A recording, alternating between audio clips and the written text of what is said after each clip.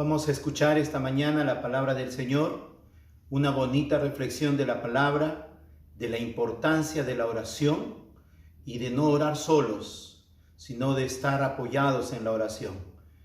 Escuchemos, esta mañana está a través de estas redes el pastor Salvador de Lutri, un pastor muy querido. Él estuvo participando de un tiempo de ayuno y oración hace una semana con la iglesia del Lince, y es allí donde pude escuchar esta preciosa reflexión que vamos a compartir esta mañana.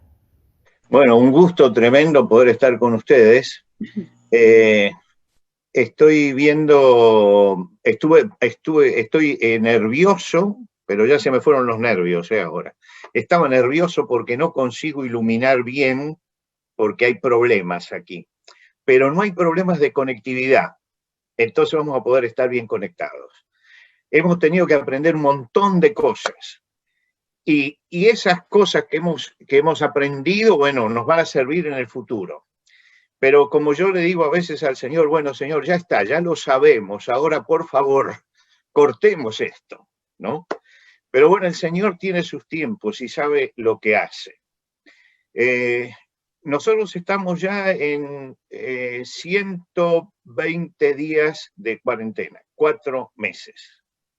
En estos 120 días de cuarentena estamos encerrados, sobre todo los que tenemos más edad. Podemos salir, yo salgo una vez al día para ir a comprar el periódico, de vez en cuando, tampoco todos los días. Celia sale para hacer unas compras, pero estamos así, estamos como encarcelados, como prisioneros en este momento.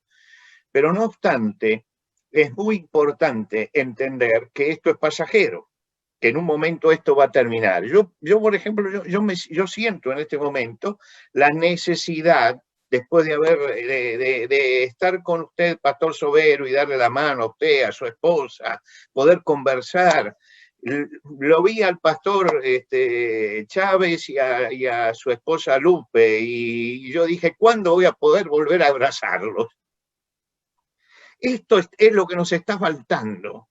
Y ahora nos estamos dando cuenta lo importante que es esto, lo importante. Y a veces le preguntamos al Señor, pero Señor, ¿volveremos a poder abrazarnos? ¿Volveremos a poder? ¿Por qué? Porque necesitamos del otro. Y creo que esta es una de las grandes enseñanzas de este tiempo, la necesidad que estamos teniendo de que el otro también esté allí presente. Y creo que el Señor nos va a conceder en algún momento esto.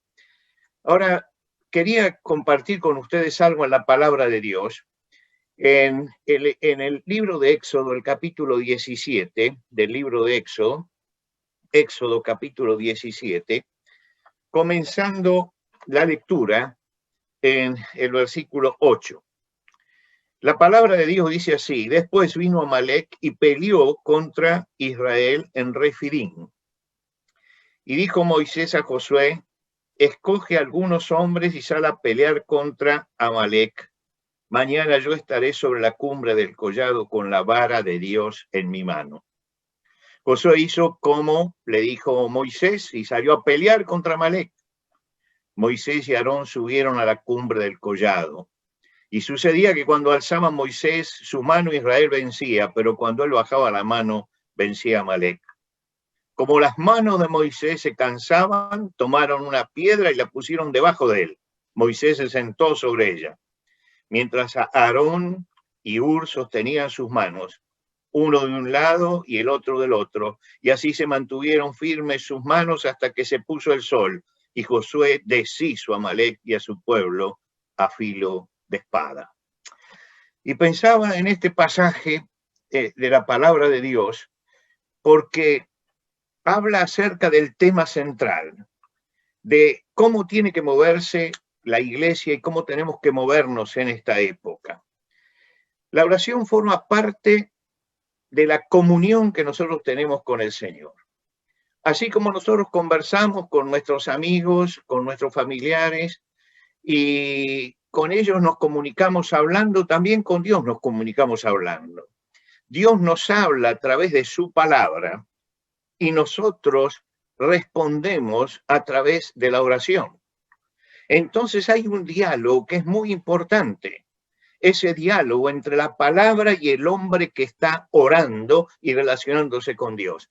Dios se ha manifestado a través de su palabra y nosotros ahora nos comunicamos también con Dios a través de nuestra palabra. Es interesante que en el libro de los Proverbios, en el capítulo 28, versículo 9, Salomón dice esto: el que aparta su oído para no oír la ley, es decir, el que no quiere escuchar lo que Dios ha dicho, dice, su oración también es abominable. Está diciendo que si yo no me acerco a escuchar a Dios, Dios no me va a escuchar a mí. Tiene que establecerse el diálogo, y por eso yo hablo de la oración como un diálogo donde le abrimos al Señor el corazón y Él en alguna forma nos va a responder, y casi siempre nos responde por su palabra. ¿Por qué? Porque esa es la forma de hablar Dios con nosotros. Ahora, tenemos que entendernos con Dios, y tenemos que entender en este momento que a pesar de que nos duele, a pesar de que nos pesa lo que está pasando, esto lo ha permitido el Señor. Lo ha permitido el Señor. Entendamos que la soberanía de Dios es la que hizo que esto sucediera en toda la humanidad.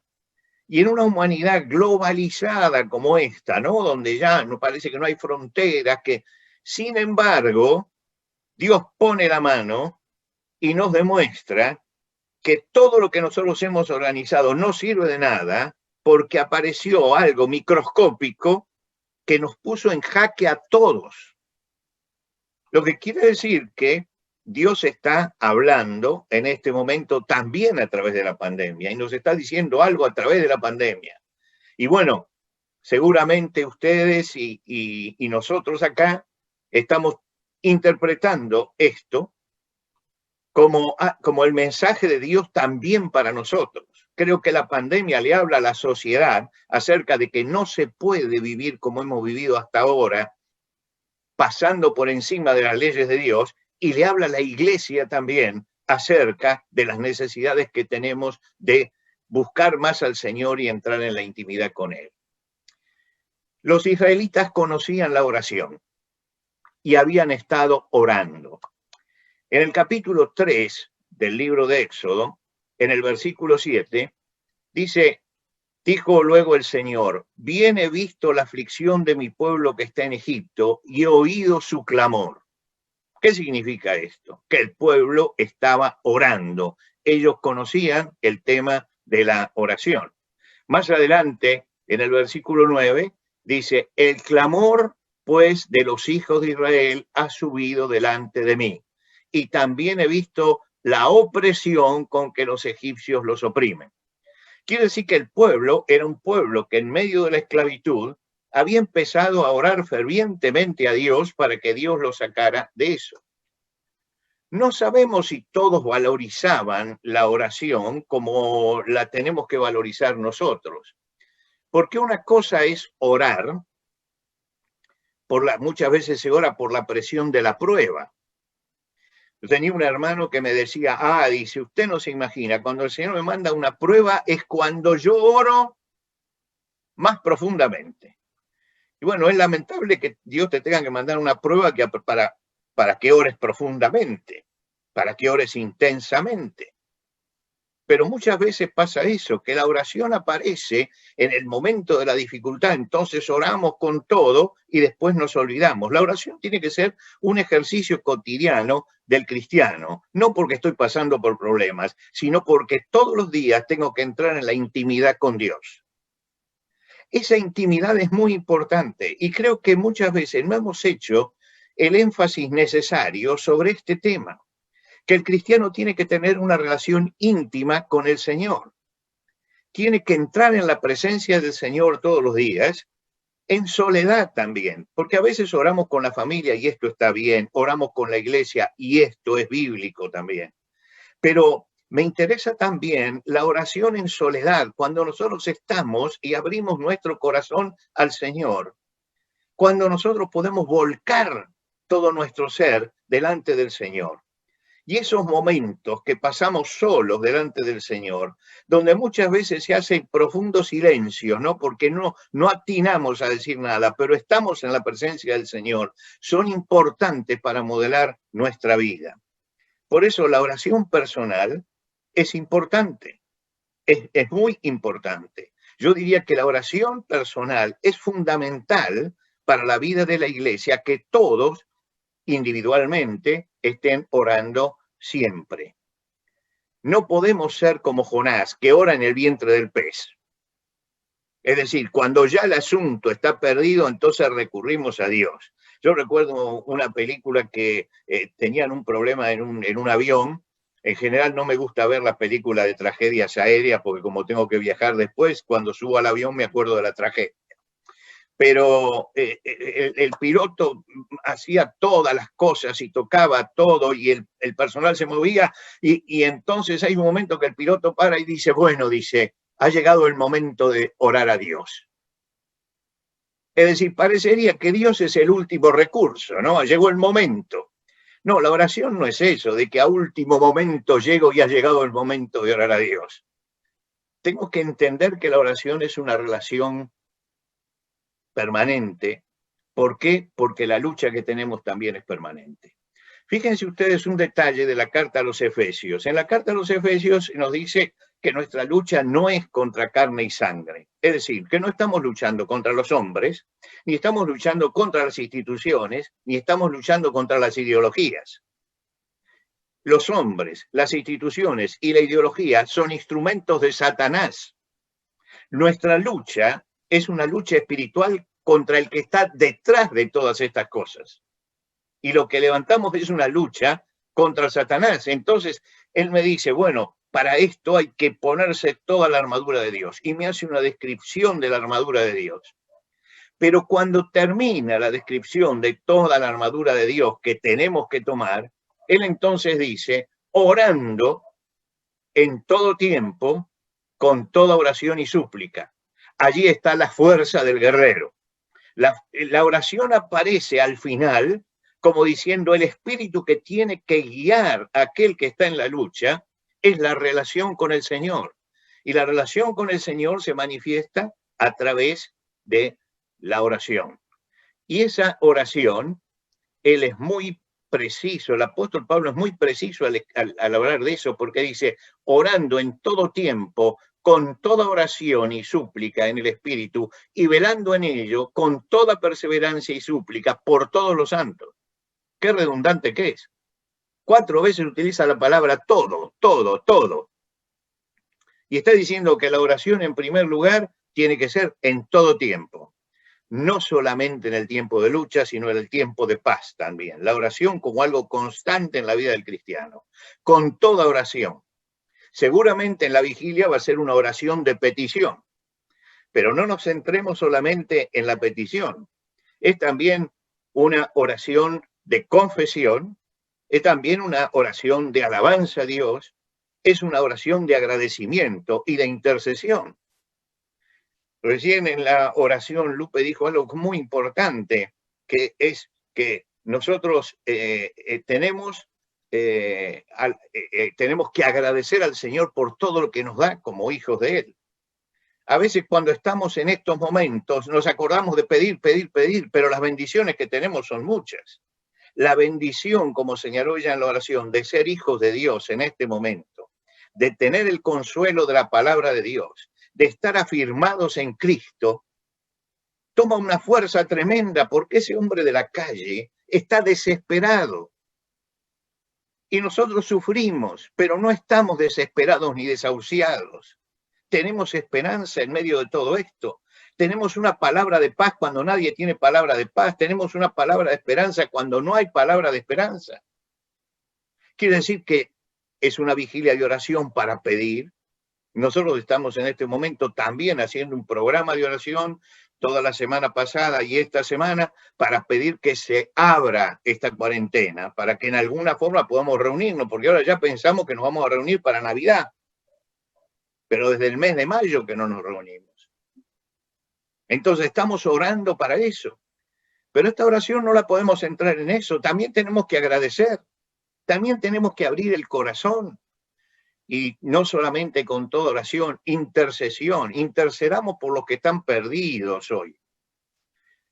Yo escuchaba a algunos que se levantan en este momento y agarran Apocalipsis y empiezan a a hacer caer rayos y centellas contra todos los hombres. Mire, el hombre de la calle, que es ese que recibe el mensaje y que nos escucha, lo que necesita es un mensaje de esperanza en este momento. Yo sé que el juicio de Dios está, pero no es cuestión de llevarle a la gente de que ahora es como si dijéramos, ahora viene la venganza de Dios sobre esta gente. No, yo creo que esta pandemia es el amor de Dios para hacer reaccionar al hombre antes de la venida de Jesucristo.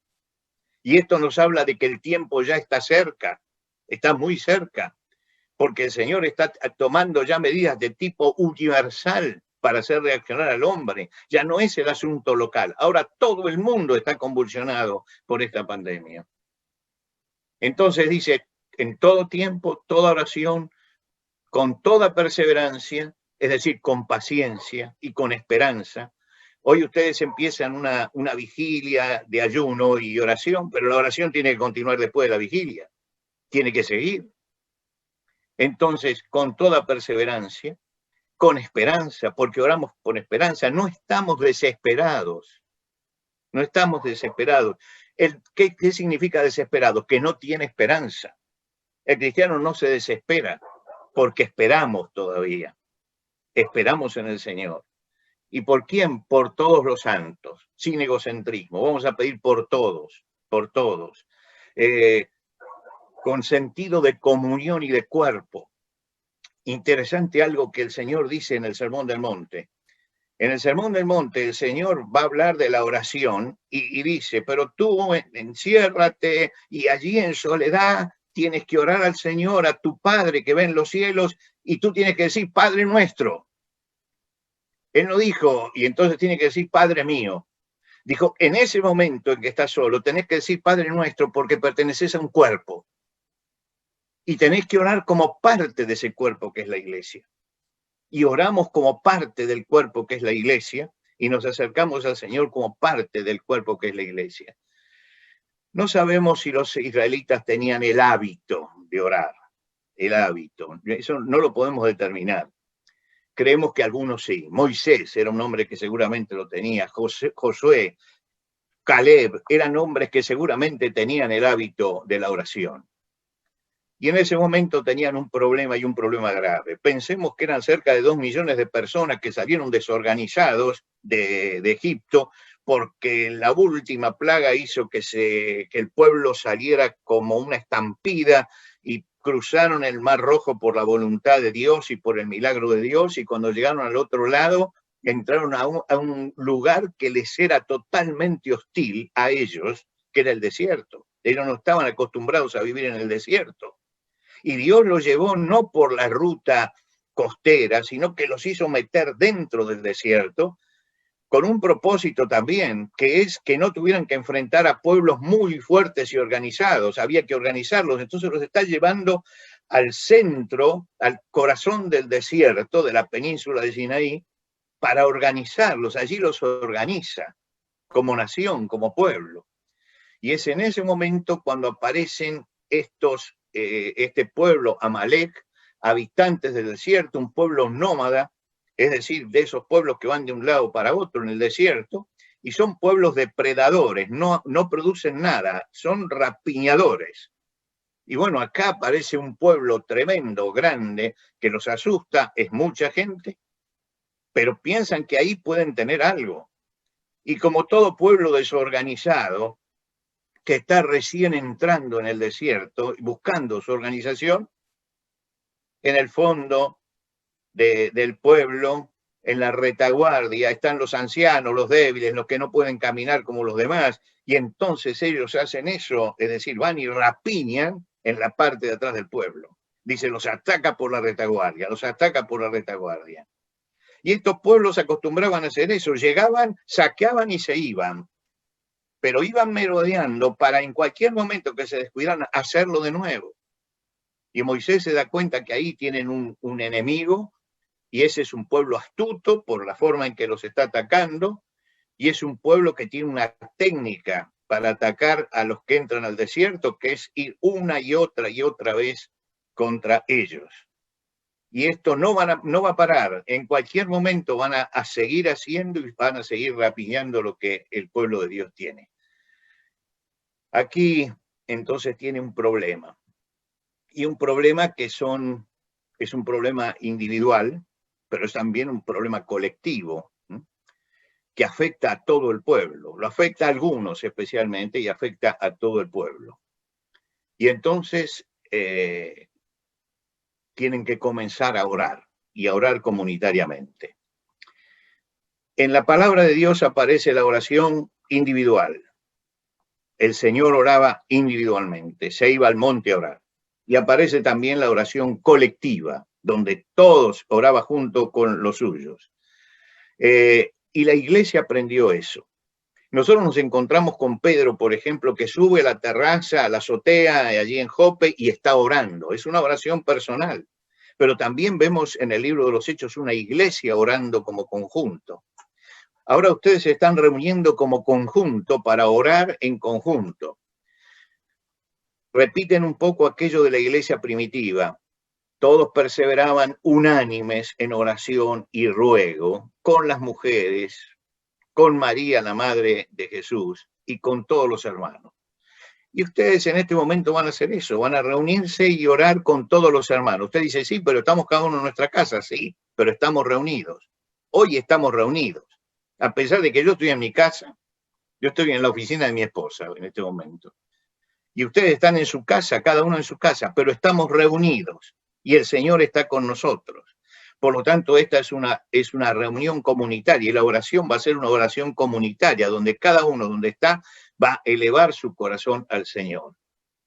La iglesia, cuando le prohibieron predicar, ¿qué hizo? Dice, ellos habiendo oído, alzaron unánime su voz a Dios y clamaron, unánimes, en un mismo sentir. Hoy la iglesia en Lince está unánime, en el mismo sentir, orar al Señor. Y la iglesia aquí en Buenos Aires está unánime, en el mismo sentir, orando al Señor. Nos hemos puesto de acuerdo, en nuestra iglesia nos hemos puesto de acuerdo, todos los días sale un versículo especial de la palabra de Dios para que todos estén orando y pidiendo especialmente por eso que aparece allí. Así que todos los días nos reunimos para orar por eso específico. Cuando arreció la persecución y Pedro estaba en la cárcel, ¿qué hacía la iglesia? Oraba. Y oraban todos unánimes. Pedro estaba custodiado en la cárcel, pero la iglesia hacía oración a Dios por él, lo que quiere decir que la iglesia se unía para orar y el Señor hizo un milagro maravilloso. Cuando Pedro sale aquella noche de la cárcel milagrosamente y llega a la casa, lo que se encuentra allí es que hay cristianos orando, es decir, que no habían parado de orar. Moisés tomó 2 medidas con el asunto de Amalek. 2 medidas. Usted, pastor, me hace seña cuando yo lo estoy viendo, cuando usted cree que tengo que terminar. En primer lugar, preparó un ejército. Llamó a Josué y le dijo Moisés a Josué, escógenos varones y sal a pelear contra Amalek. Es decir, esto es acción. Los recursos humanos no los vamos a desechar, porque la iglesia tiene recursos humanos que tienen que estar moviéndose en este momento. Había que dar batalla, y para dar batalla había que unir a la gente y presentar un ejército. Pero por el otro lado, Moisés subió al monte a orar, con Aarón y Hur, suben al monte a orar. Y yo creo que esta es una gran lección que está dando Moisés en el principio del Éxodo, demostrarle que hay 2 cosas que tenemos que tener, que es accionar y por el otro lado orar. Estas 2 cosas unidas son la marcha, lo que lleva a marchar a la iglesia. Unidos en oración y unidos en el trabajo, en la labor. ¿Por qué? Porque muchas veces se desecha el esfuerzo humano. Moisés no desechó el esfuerzo humano. Puso a Josué y al ejército. No dijo, con oración los paramos. Dijo, hay que hacer todo lo que está a nuestro alcance. Pero por el otro lado subió al monte porque con eso no bastaba. Y se necesitaba la ayuda de Dios. Y subió al monte. Yo creo que hay dos errores que muchas veces se cometen con respecto a la oración. El primero, creer que únicamente se tiene que orar. Y entonces se ora y se ora y se ora, y cuando uno dice, bueno, pero podemos hacer esto. No, dejémoslo en la mano del Señor. Hay cosas que hay que dejarlas en la mano del Señor. Y hay cosas que no tenemos que dejarlas en la mano del Señor. Ahora, ¿por qué? Porque yo no creo en el poder de Dios. No, yo creo en el poder de Dios. Yo aquí tengo en mi mano mi reloj. Mi reloj. Yo creo que Dios es todopoderoso. Me imagino que todos ustedes creen que Dios es todopoderoso. Ahora, yo voy a tomar este reloj, y aunque ustedes no lo vean, yo lo voy a poner acá sobre la mesa. Y voy a orar al Señor. Y le voy a pedir que me lo ponga en el bolsillo. ¿Usted cree que Dios me va a poner el reloj en el bolsillo? Mire, puedo orar hasta el día del juicio final y el reloj va a estar allí. ¿Y por qué? ¿Porque Dios no tiene poder? No, porque yo puedo hacer así y ponerme yo el reloj en el bolsillo. Si lo puedo hacer yo, es en vano que yo ore. Porque lo que tengo que hacer yo, lo tengo que hacer yo.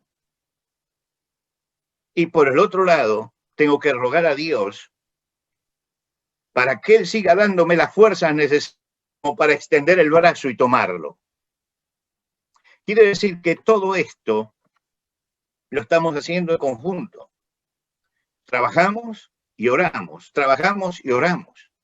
La parte nuestra la seguimos haciendo y con la oración reforzamos todo esto. Por lo tanto, no tenemos que creer que únicamente tenemos que orar, sino que juntamente con la oración, que es fundamental, es importante, está el trabajo.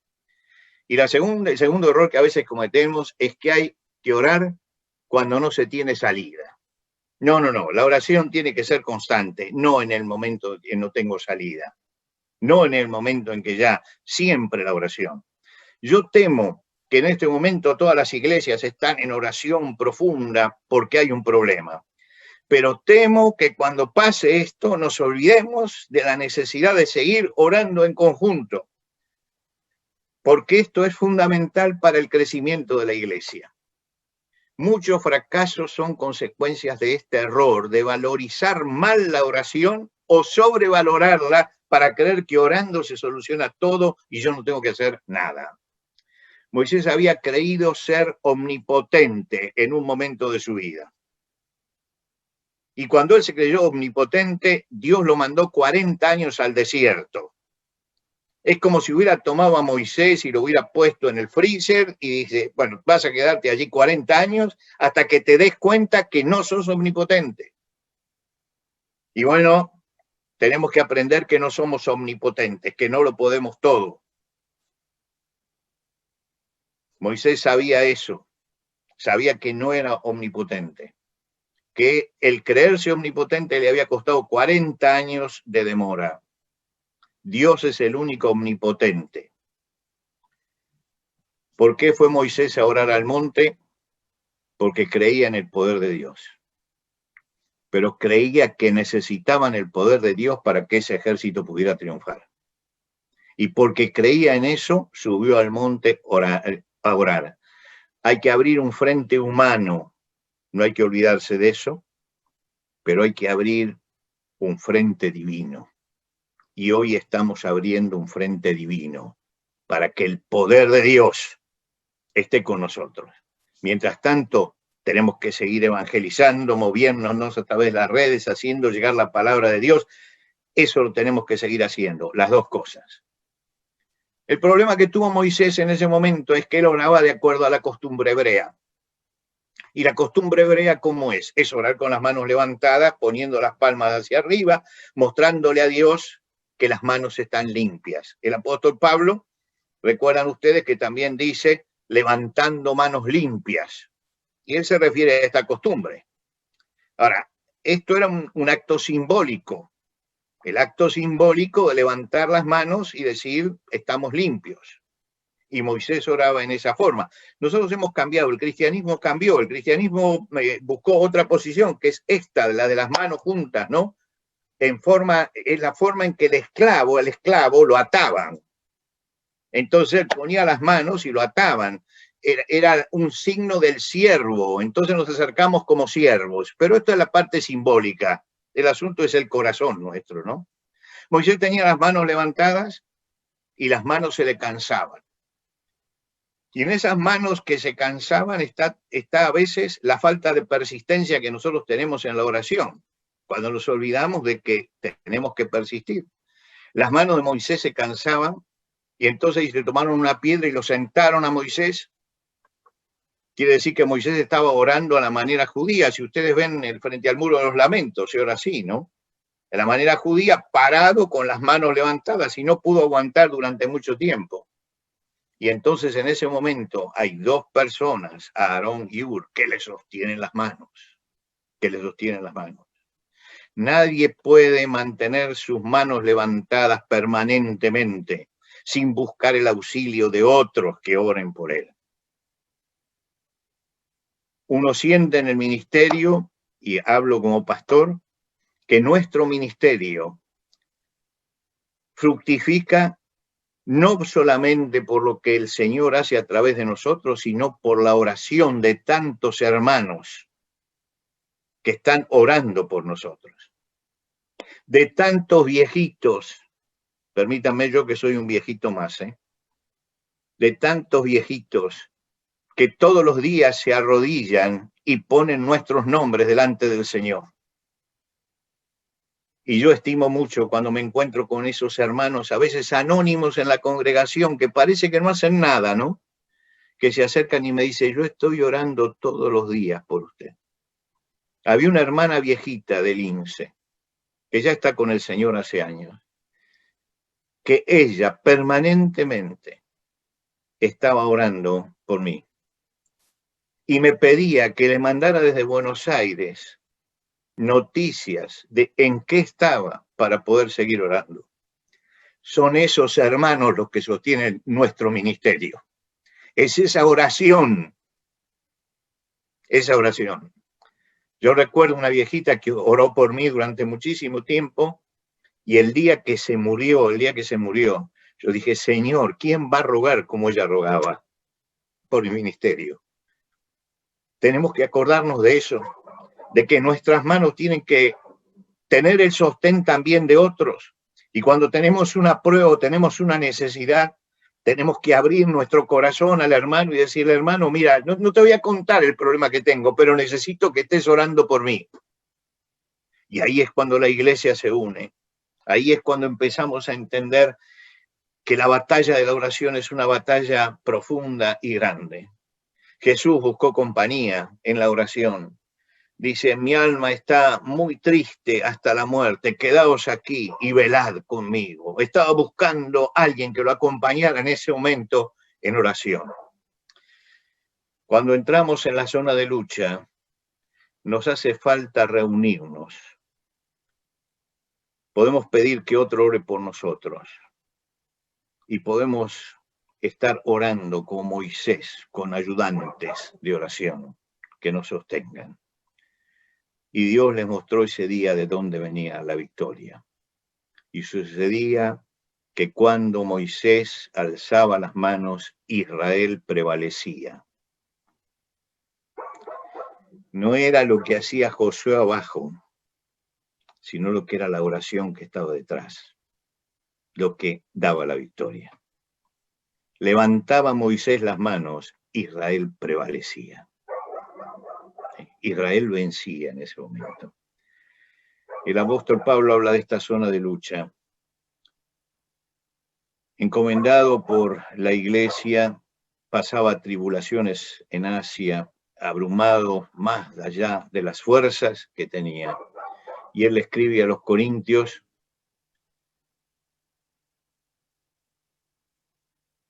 cooperando también vosotros a favor nuestro con la oración. Fíjese la palabra que usa, cooperando, operando junto con nosotros con la oración. Después de hablar de todo eso, él de pasar todo eso, Él va a decir, ustedes cooperando con nosotros en la oración. Cuando otro batalla con nosotros, estamos cooperando. Hoy toda la iglesia del INSE está cooperando en la oración. Mis hermanos, podemos repetir, no voy a repetir todo el Salmo, pero sí la primera parte y la última, las palabras del Salmo 121. Alzaré mis ojos a los montes. ¿De dónde vendrá mi socorro? Mi socorro viene del Señor, que hizo los cielos y la tierra. El Señor te guardará de todo mal. Él guardará tu alma. El Señor guardará tu salida y tu entrada desde ahora y para siempre. Este salmo me habla de la oración. Alzo los brazos y el Señor empieza a actuar y a trabajar. Esperemos que esta vigilia de oración sea una vigilia donde se cumpla esto, que nos pongamos delante del Señor para que el Señor actúe con poder, porque más que nunca hoy tenemos conciencia de cuánto necesitamos de la presencia poderosa del Señor para la iglesia y para el ministerio. Que Dios los bendiga. Me permiten que oremos un minuto nada más.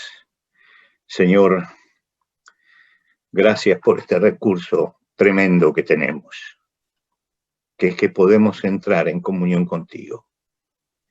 Tú nos estás enseñando algo duramente. Señor, como pueblo tuyo tenemos esperanza, pero sentimos también la dureza del momento que estamos viviendo. Y clamamos, Señor, que ninguno de los brazos de tus hijos en este momento decaiga, sino que todos podamos juntos levantar los brazos al cielo para interceder. Y que tú, Señor, nos des la fuerza para seguir adelante. Señor, tú tienes tus planes y tú sabes por qué haces todas las cosas. Nosotros aceptamos tu soberana voluntad. Hay cosas que no entendemos, pero las aceptamos. Nos damos cuenta, Señor, que estamos viviendo la disciplina tuya, toda la sociedad. Nos está pasando, Señor, como le pasaba a Elías, que él vaticinó la sequía y él tuvo también que sufrir las consecuencias. Pero queremos reconocer y agradecerte, Señor, porque en medio de todo esto tú nos estás sosteniendo. Y tú estás sosteniendo a tu iglesia unida y nos estás sosteniendo con tu brazo poderoso. Que nuestros brazos no caigan, Señor, y que tu voluntad se cumpla. En medio de todo esto te pedimos que nos sigas dando la fuerza para llegar a todos los desesperados que hay, para llevarles la esperanza de Jesucristo. Recibe, Señor, nuestra adoración y nuestro agradecimiento, nuestra alabanza, en el nombre de Cristo Jesús. Amén. Amén. Pon tus ojos en Cristo, contempla su gran majestad y lo terrenal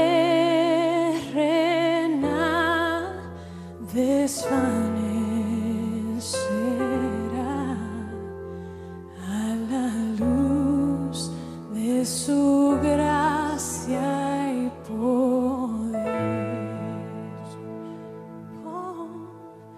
Pon tus ojos en Cristo, contempla su gran majestad y lo terrenal desvanecerá.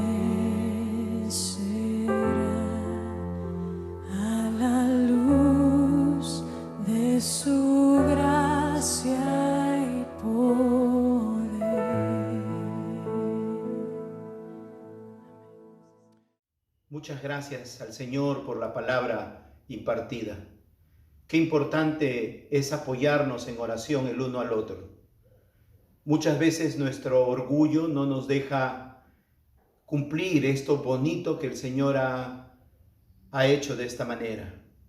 Muchas veces en nuestro orgullo queremos nosotros solos salir adelante y no pedimos la ayuda, el apoyo en oración a mi hermano, a mi hermana. De repente tú estás sufriendo, de repente tú estás padeciendo solo en casa alguna necesidad, estás padeciendo alguna enfermedad y no quieres contarlo, no quieres compartirlo porque dices, no, el Señor lo sabe. Cuán importante es que tus hermanos sostengan tus brazos en oración. Vamos a dejar el orgullo, vamos a dejar la vergüenza, el temor, el qué dirán, y pidamos ayuda en oración. Seamos una iglesia unida en oración. Ese es el deseo de Dios. Gracias, Pastor Salvador de Lutri, por esta bonita reflexión de la palabra del Señor y que pueda calar en nuestro corazón. Amén. Que pueda calar. Este martes, culto principal de oración. Necesitamos el uno del otro. Este martes nos encontramos. Vamos a celebrar la cena del Señor. Vamos a celebrar la cena y antes de celebrar tenga unos minutos a solas con el Señor, allí donde está. Cierre sus ojos mientras suena esta melodía.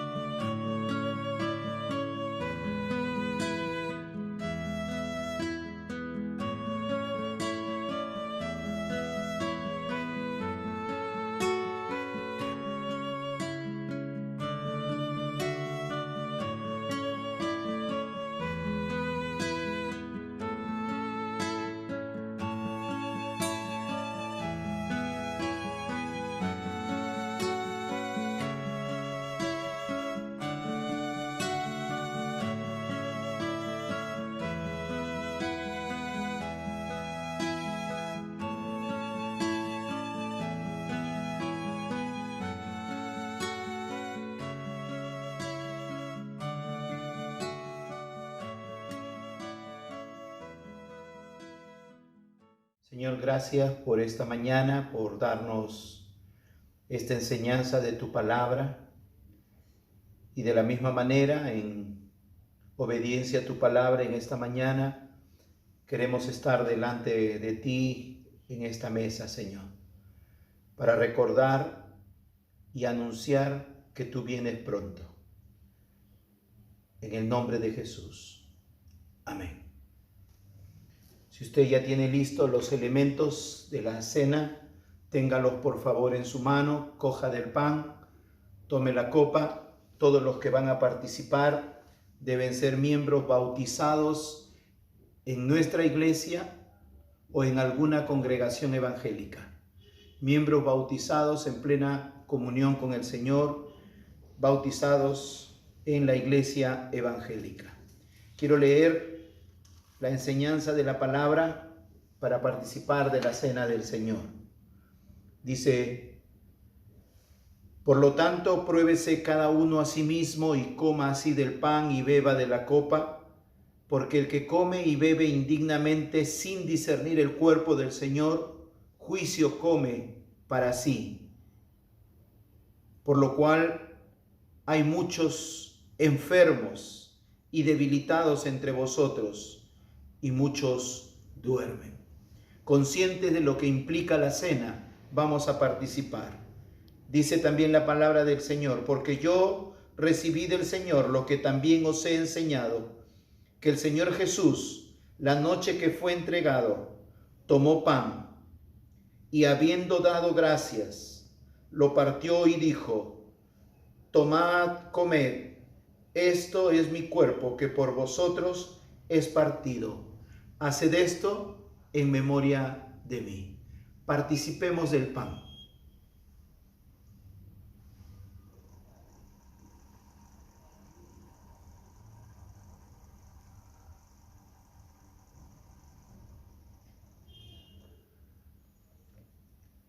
Asimismo también tomó la copa después de haber cenado, diciendo: esta copa es el nuevo pacto en mi sangre. Haced esto todas las veces que la bebiereis en memoria de mí. Así pues, todas las veces que comieres este pan y bebieres esta copa, la muerte del Señor anunciáis hasta que Él venga. Participemos de la copa.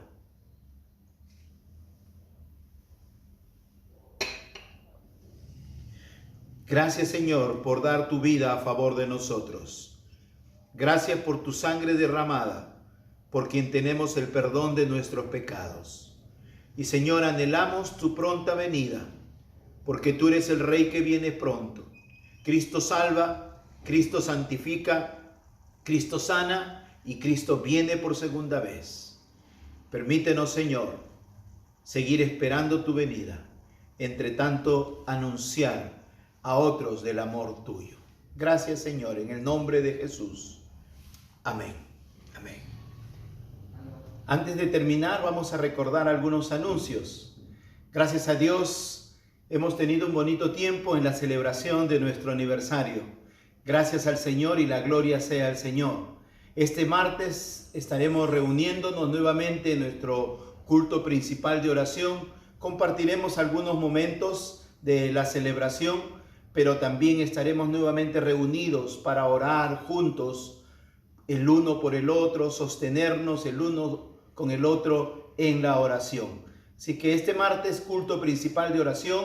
Hoy, domingo, continúa la EBC. Conéctese, no deje de ser constante en sus lecciones, por favor, y podamos edificarnos en la palabra del Señor. El jueves no hubo EBC, pero este jueves que viene retomamos nuevamente las lecciones de EBC, como las de verdades básicas y de bautismo. Y los niños, se están preparando los niños porque empieza una nueva etapa de lecciones y ellos van a tener unas lecciones acerca del Éxodo, acerca del pueblo de Israel. Van a empezar una serie muy bonita, una serie de mucha edificación. Así es que todos los niños estarán conectados todos los sábados. Ellos se reúnen, tienen su culto los sábados a través de los salones, a través de cada aula con sus maestros. Los sábados, para no interrumpir, los domingos normalmente se usa el dispositivo para ver los cultos, pero los niños tienen su tiempo especial todos los sábados con sus maestros. Así que ahora empieza una nueva serie. Oremos por el equipo de maestros, que Dios los siga usando. Oremos por la obra en Tucumán. Pronto saldrá un espacio radial predicando la palabra y dando el culto infantil también a través de la radio. Así que oremos. El martes estaremos orando también por ello y podamos ponerlo delante del Señor. Vienen cosas bonitas en el Señor.